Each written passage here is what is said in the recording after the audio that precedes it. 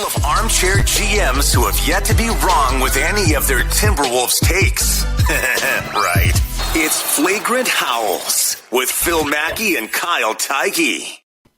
Ooh, we are live here late at whatever time it is, 11:43 Central Time. You're on the Pacific. You're good to go. 9:43 here. Kyle Theige. I said dinner. Yeah, life's good on the West Coast. Freshly shaved here. Look like a baby. We're here to recap I mean, in a lot of ways, a brutal loss, but in some ways, sort of a hopeful loss, I guess, depending on kind of where you stand as the Wolves go back to Minnesota for Game 3 here. But they erase a 20-point deficit. And by the way, thanks for everyone hanging out with us here on the Score North YouTube channel. This is the first time we've ever been live with two different shows at the same time.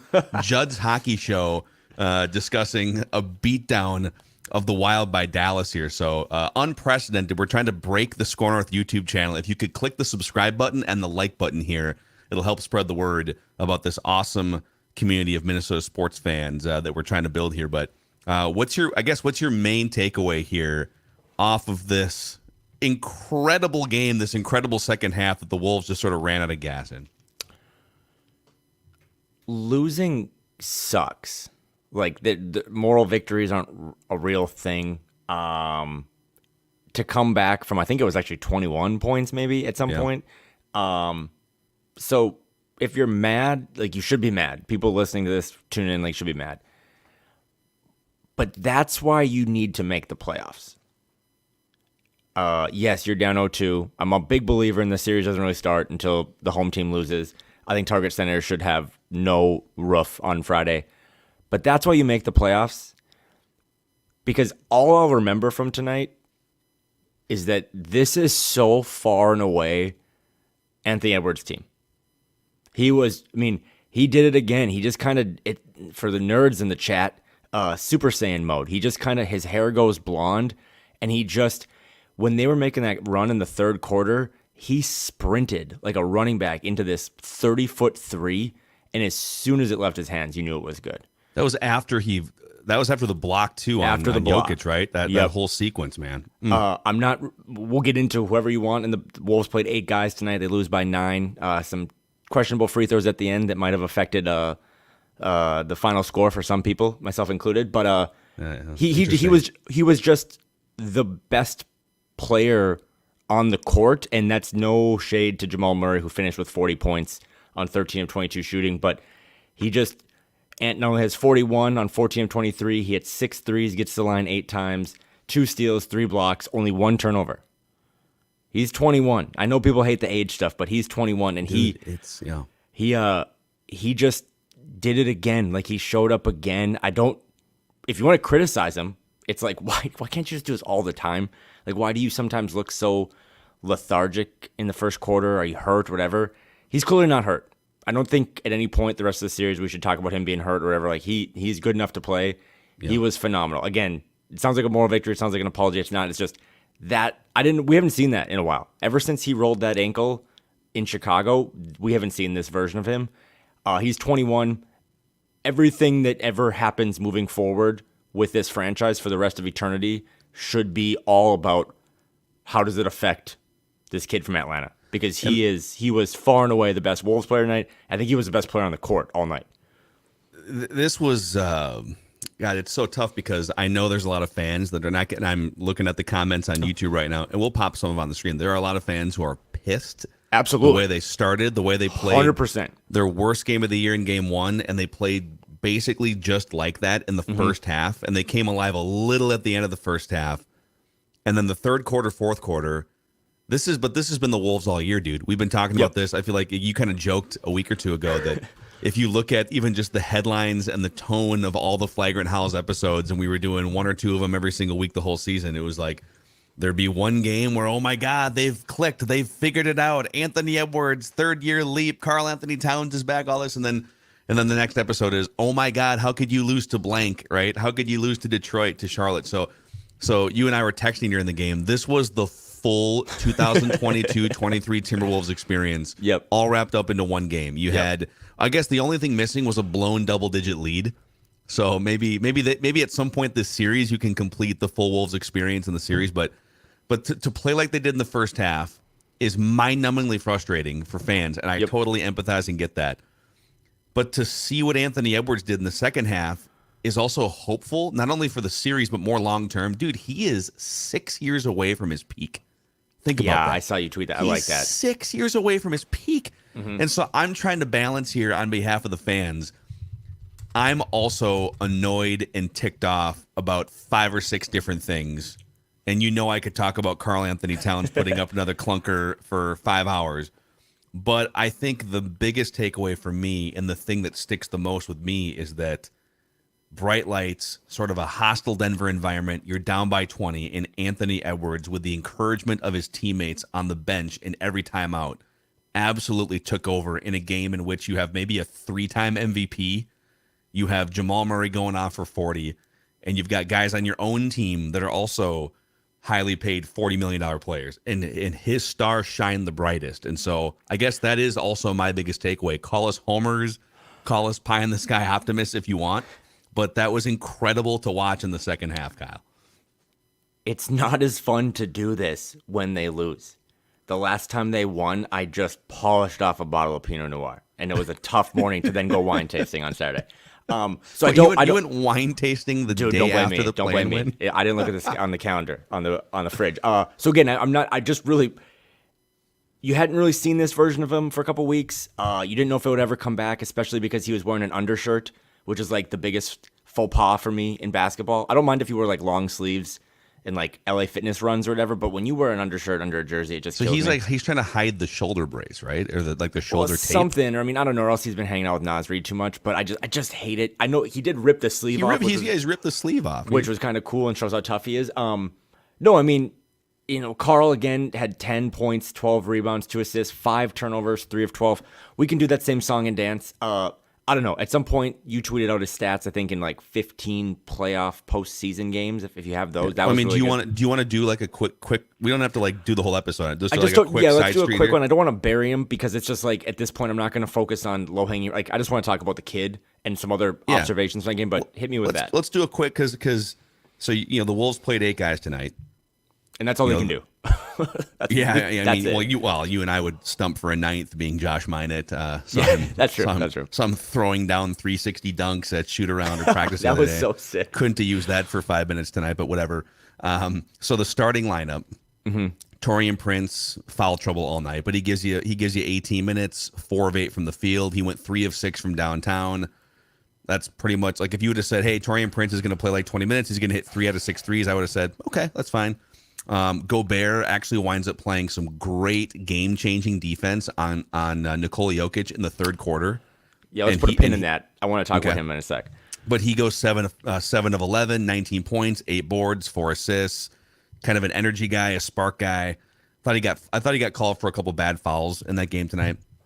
Mike Conley, just the consummate floor general, right? He goes for 14 and 7, efficient shooting. He scores 14 points on 9 shots.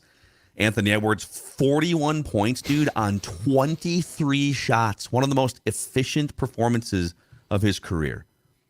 And then there's the 5th starter in this game. And again, this can just be a quick side street. I think the public can find at least 2 or 3 other episodes of me ripping on Karl-Anthony Towns in the last week. 34 minutes, 3 of 12 from the field, 5 fouls, 5 turnovers. Again, 10 combined turnovers and fouls. 3 made shots in 34 minutes. And the number that I put out there, so he's now played in 16 playoff and play-in games in his career. 8 clunkers.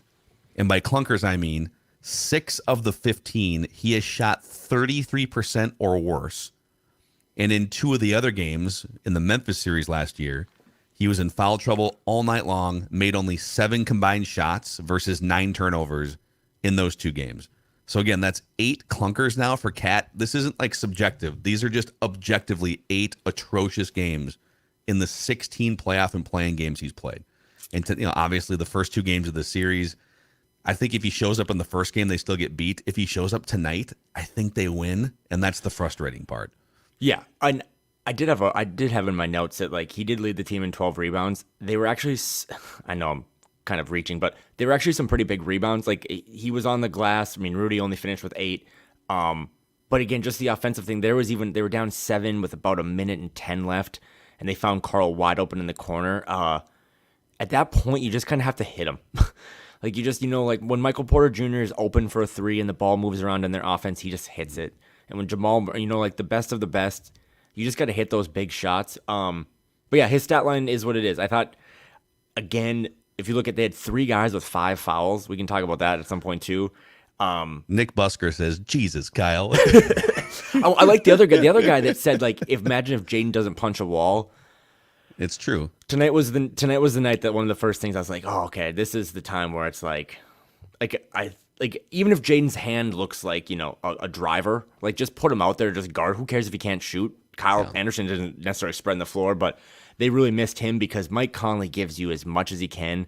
I mean, he even would flop a little bit to try to draw some momentum, charges and turnovers, but he just can't physically stay in front of a guy who is 10 years younger than him. But the Karl stuff, it is what it is. I mean, I don't know. We've done it enough. You would hope that he would come back and just, he looks better. He looks in better shape since he came back. I mean, he's had enough time now to get into NBA shape. He's just not hitting threes, man.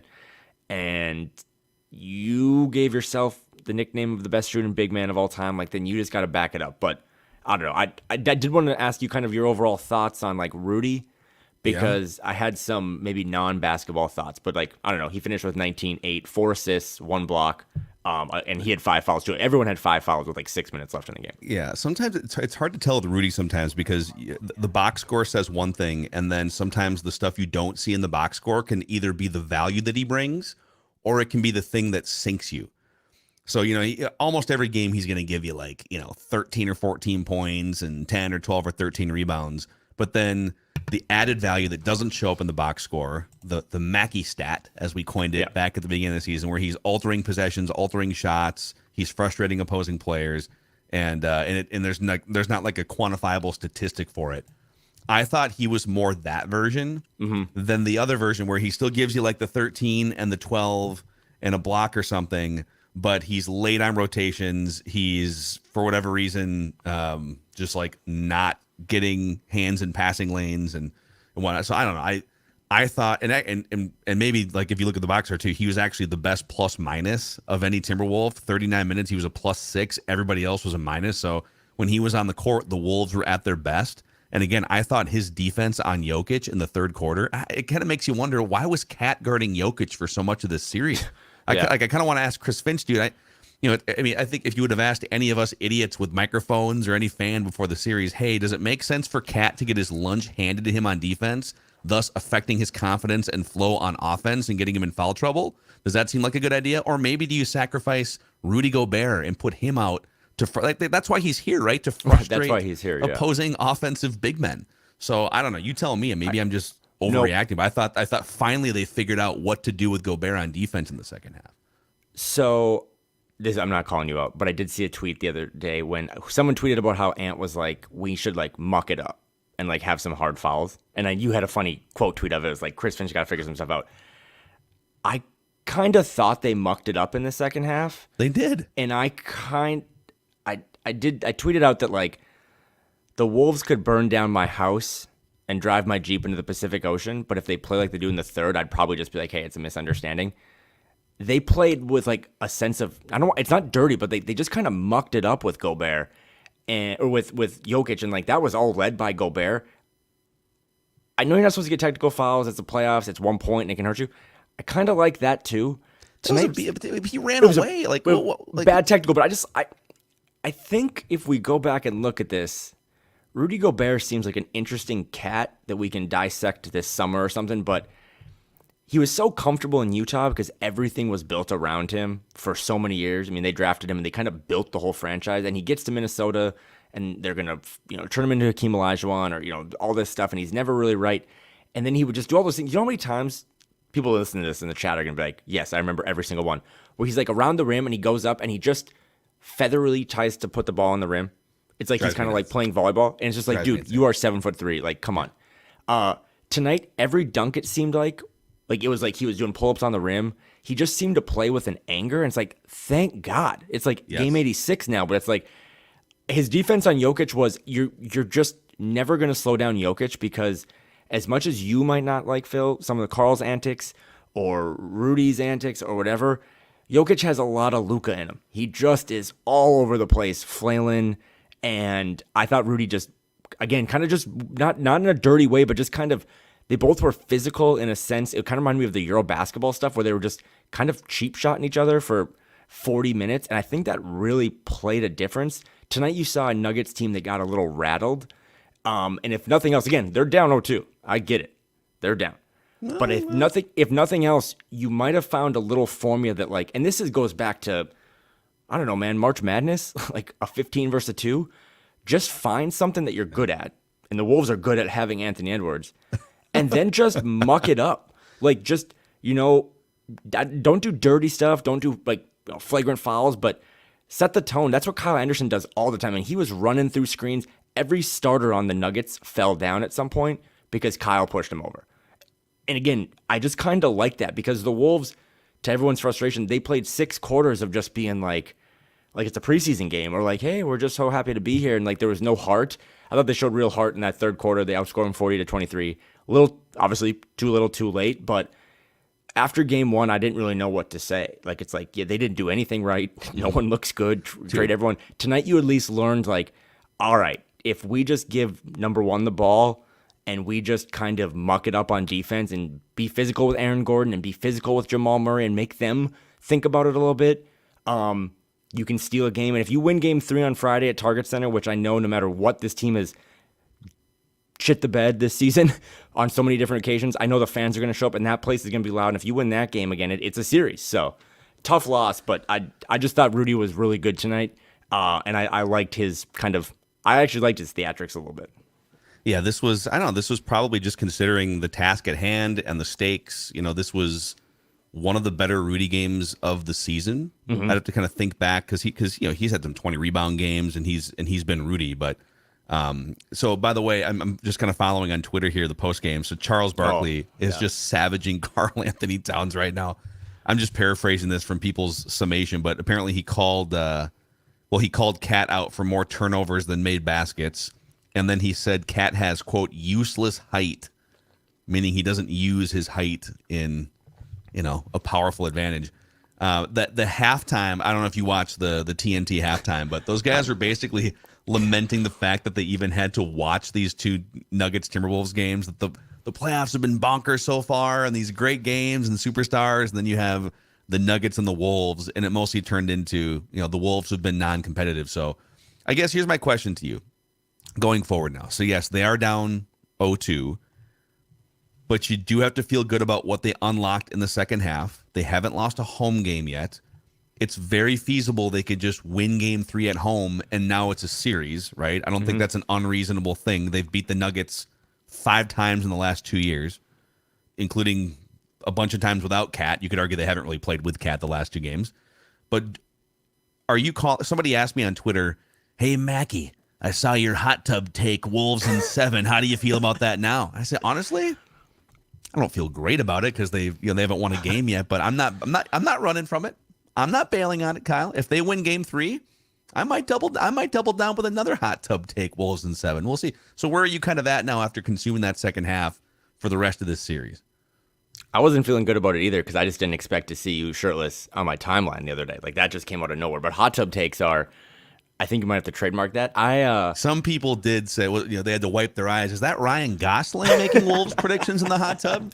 Is that The Rock, Dwayne Johnson? No, it's Mackey. If it gets to game 6, we're just going to do these from like a hot tub or a pool. No, I mean, it's hard to think that this team and what we've watched all year can all of a sudden rattle off 4 wins in 5 games.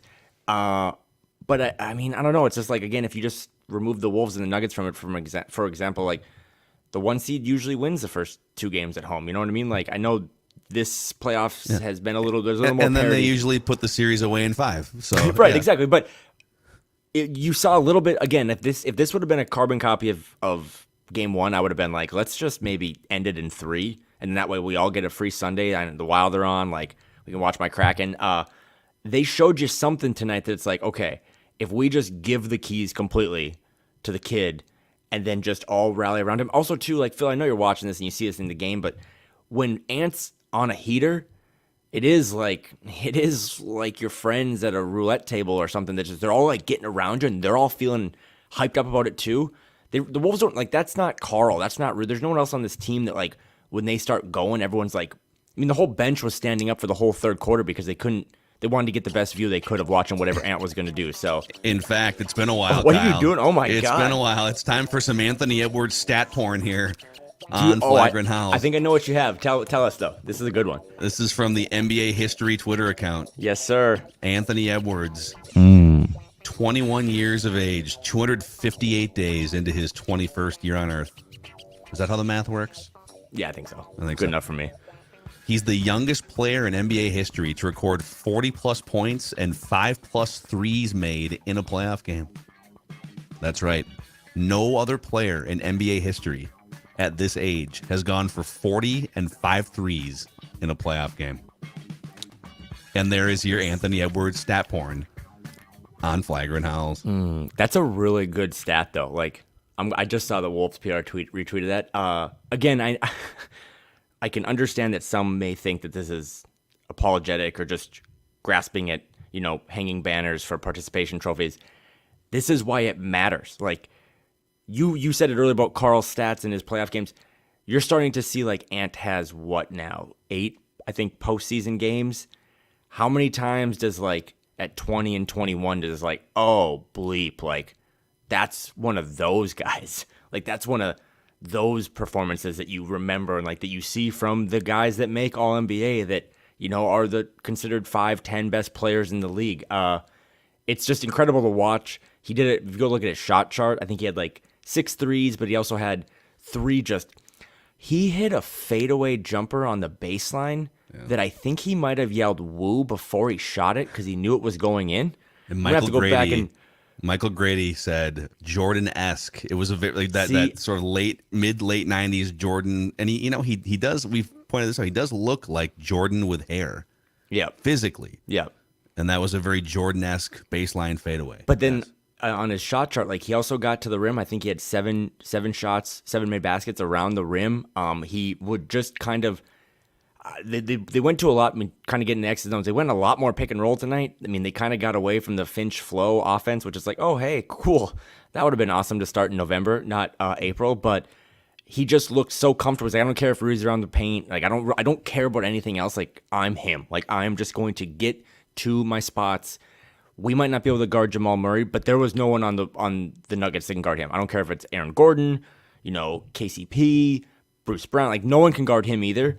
And at least, again, we're grasping at straws, but at least you found that. Like, everything moving forward, like, Ant gets to fly the plane home.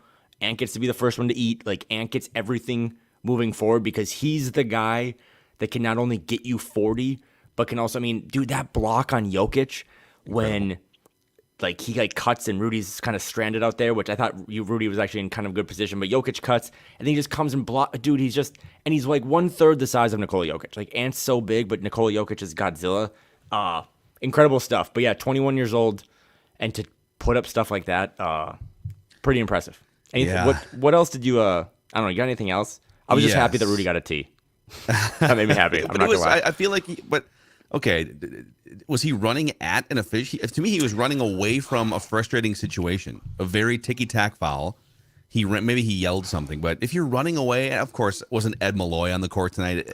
And any crew involving Ed Malloy is hypersensitive and quick to pull a trigger, so it's probably I also think too, I find myself at times being like, I can't believe I have to talk myself into this, but the officials tonight were, I would say, terrible, but I think they were pretty terrible both ways. I think maybe Nuggets 60-40, but the third quarter was so fun because it was high-level basketball on both ends. And then the fourth quarter, it got back to grifting for fouls and flopping. Mike Conley does it too, like call a spade, but just terrible, like backing into guys and doing all this stuff. It's like we just want to watch really good basketball. But the Ed Malloy stuff again was just he was podium game Ed Malloy tonight.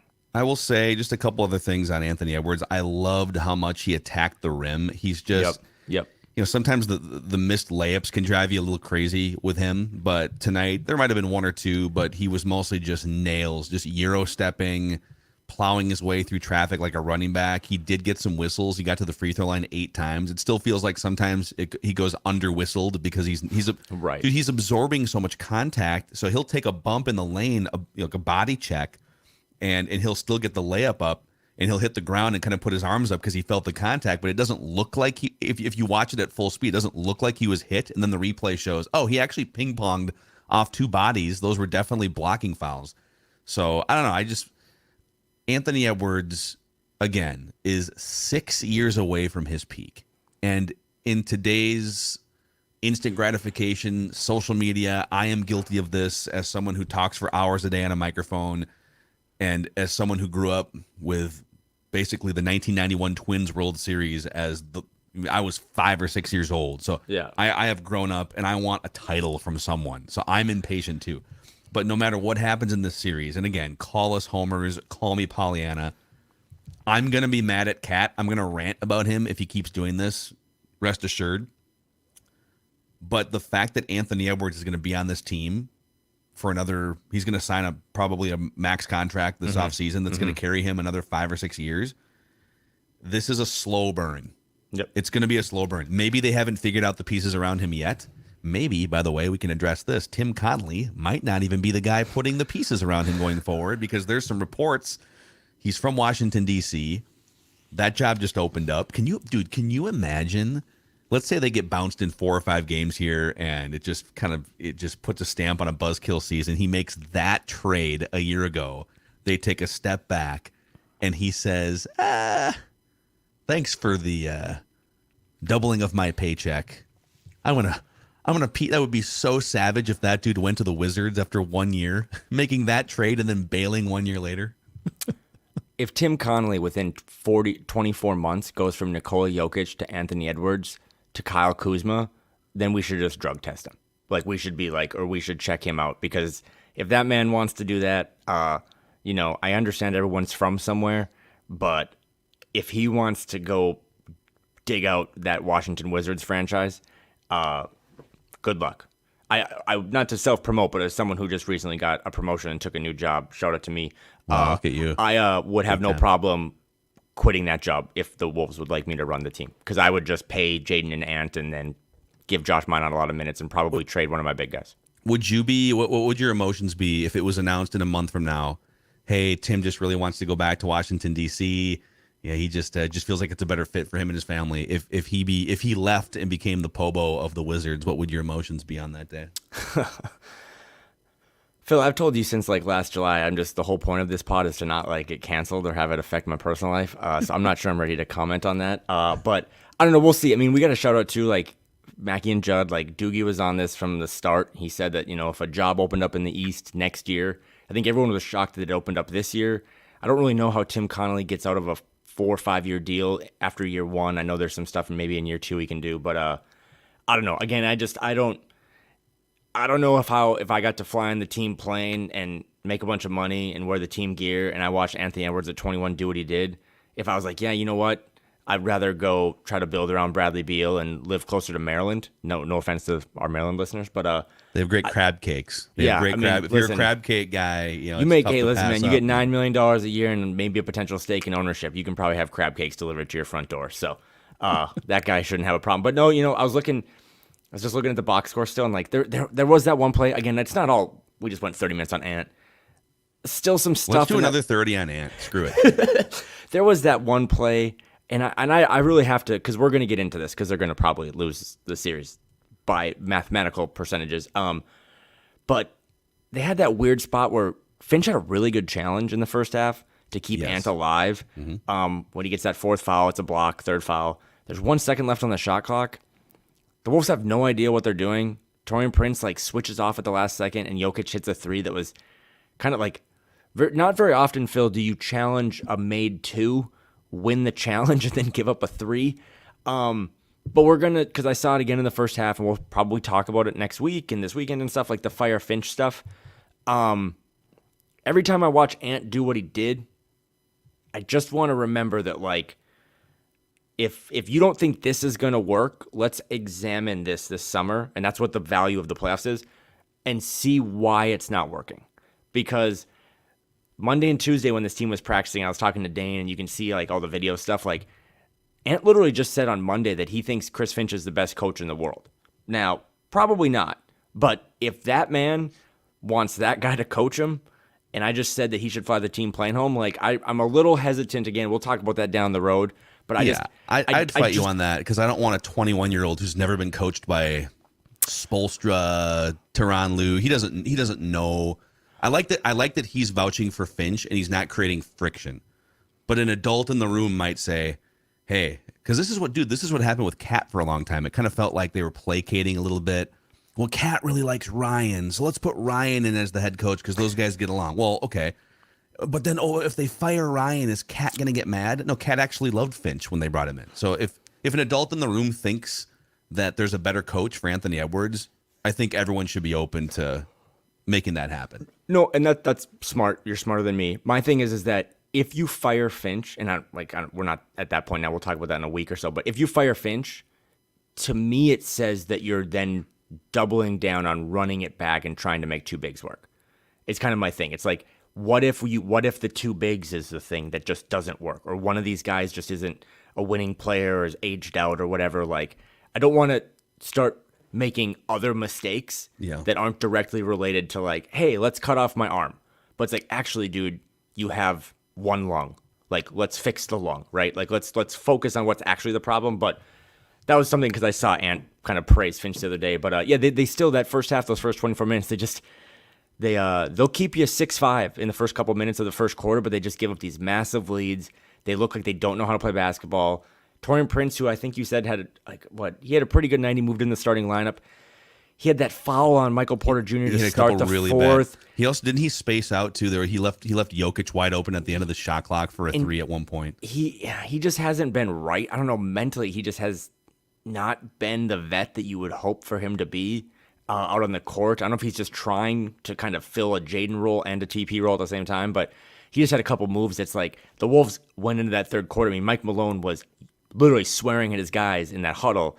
And then for them to come out in the first possession and get that 4-point play, even though it was kind of a kick out, was a tough look. But yeah, tonight was a good reminder, to sum it up on my end at least, of what you have in a 21-year-old in Anthony Edwards and what you miss in a 22-year-old in Jaden McDaniels. Because I think if Jaden was on the team tonight, they don't close with two bigs. I'm pretty sure of it, actually. And it would have been interesting to see, Ant cooking on one end and Jaden trying to cook on the other end, because there isn't a player in the league right now that is probably, I don't know if I'd have to, someone in the chat looks up, I don't think a player's ever dropped 40 on Jaden. So I don't think Jamal Murray's dropping 40 on him. But credit to him, that's what we said after game one. It's like Jamal Murray has that look in his eye. He looks like bubble Jamal Murray. And tonight, again, he was a flamethrower. And when you look at his teammates, like no one else could really hit threes or space the floor. Like he kind of did it all. So shout out to him. Yeah, and Nas too. What does this look like if you have Jaden and Nas, just two ultimate energy guys that do they have bad games too? I think game one, I think the way that most of those guys came out lethargically, I think you get beat in game one no matter what. But if you had your full allotment, game two probably goes differently. You steal one in Denver, but as it stands, they're down 0-2. If you're hanging out with us right now, thank you.